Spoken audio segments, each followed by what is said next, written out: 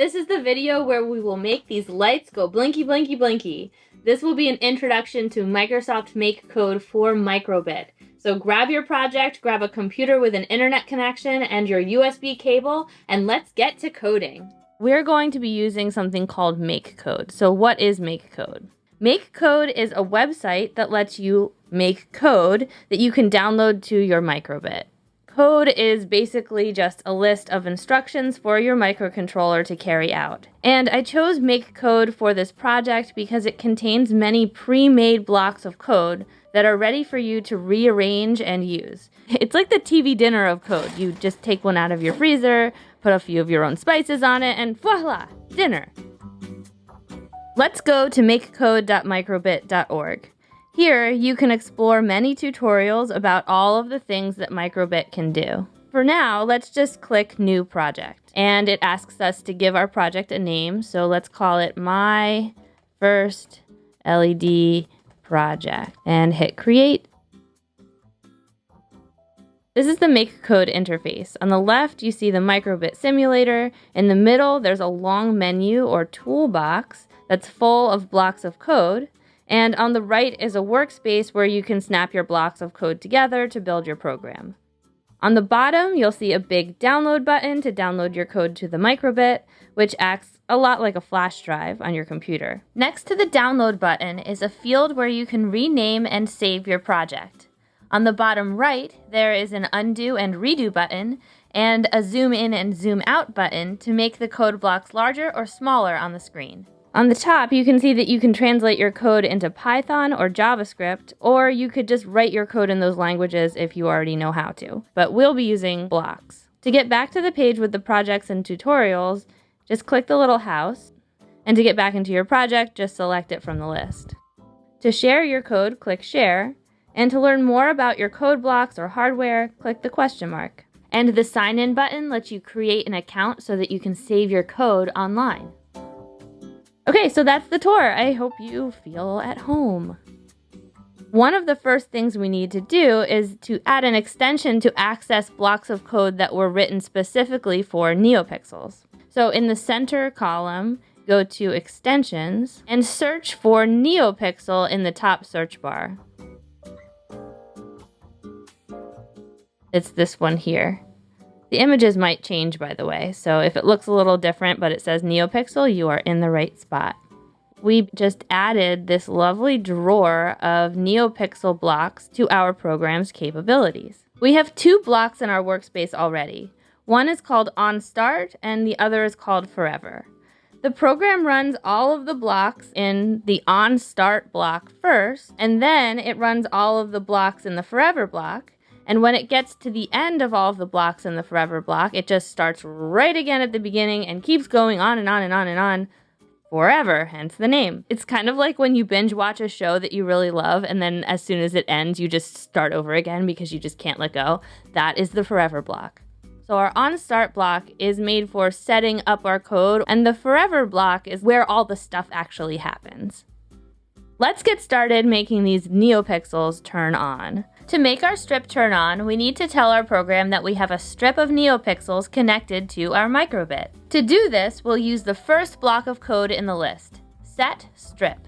I'll place it in the OnStart block. Oh, you can move these blocks around wherever it looks nice for you and makes sense in your head. I really like that about this coding language. Okay, back to talking about the block. This block tells the program that we have this thing that we call a strip, and it's a NeoPixel strip connected at pin 0 with 24 LEDs.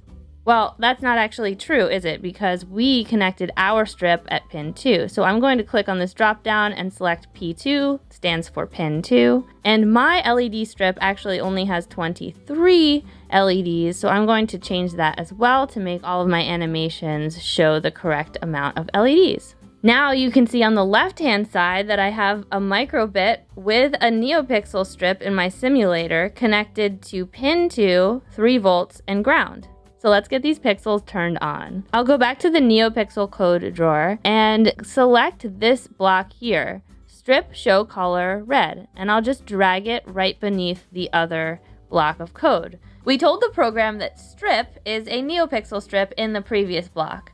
So the word strip will now refer to our NeoPixel strip throughout the code.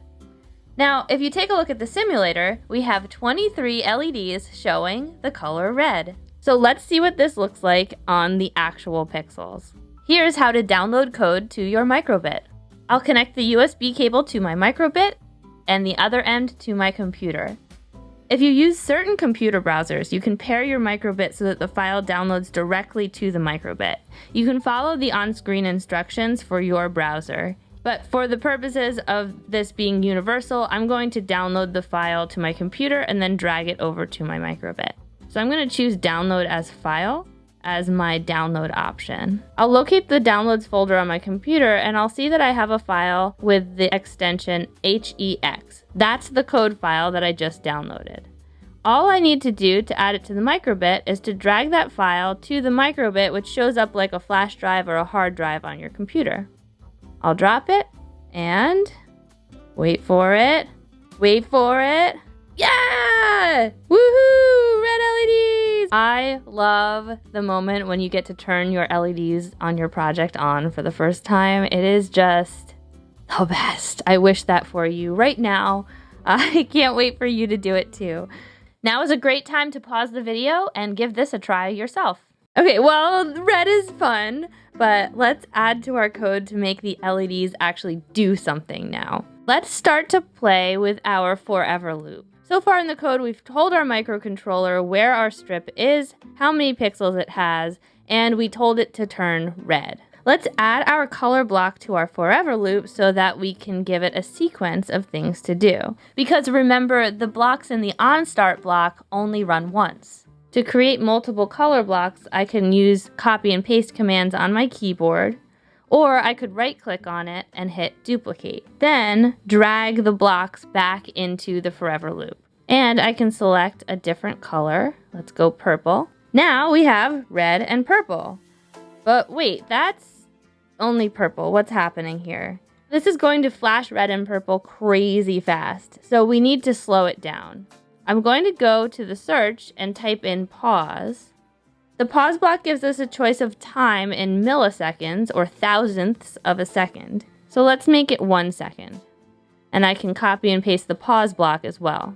So now I see purple, red, purple, red, purple, red every second. So let's download that as well.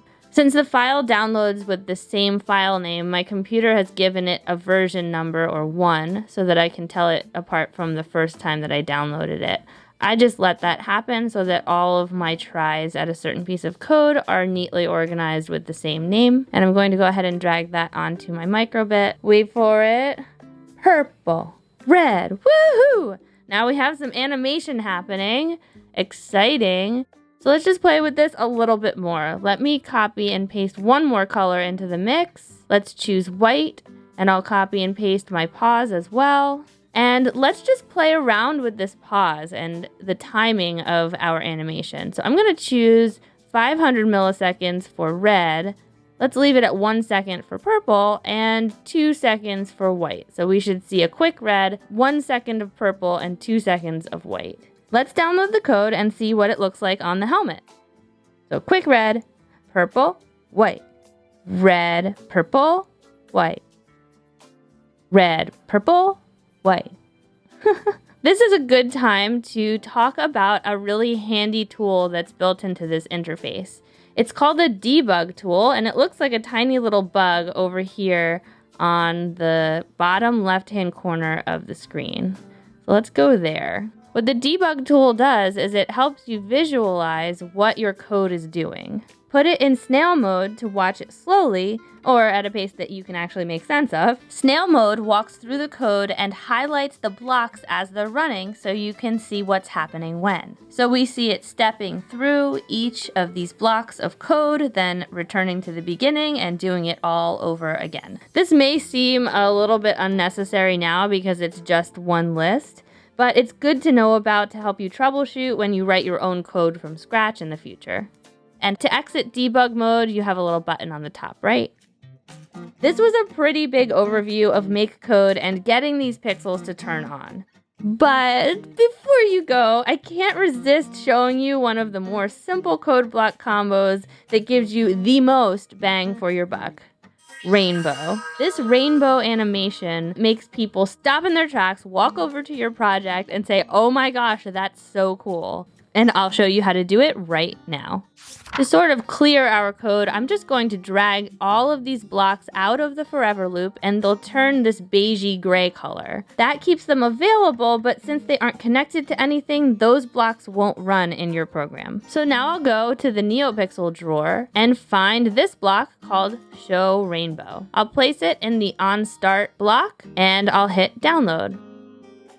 Oh, a cool rainbow! Look at this! The rainbow block is drawing a rainbow of colors from 1 to 360. That's referring to degrees in a circle of color, like a color wheel. So the entire color wheel is being presented across our 23 LEDs. I'm going to go back to my NeoPixel drawer and choose this block towards the bottom called Rotate.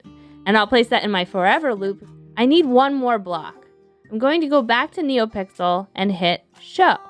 What we have happening is on start, we're drawing the rainbow, and then forever, it's going to rotate the pixels 1 to the right, and then show the results, and then start back again, rotate the pixels by 1, and show those results, and what we'll see is a beautiful, moving rainbow. Ooh, look at that! So beautiful, right? I hope this inspires you to keep going with pixel animations. Go ahead and start to play around with these blocks. Can you make the rainbow move slower? How many colors can you add? What happens if you change the variable numbers in these little white bubbles? That's for you to find out.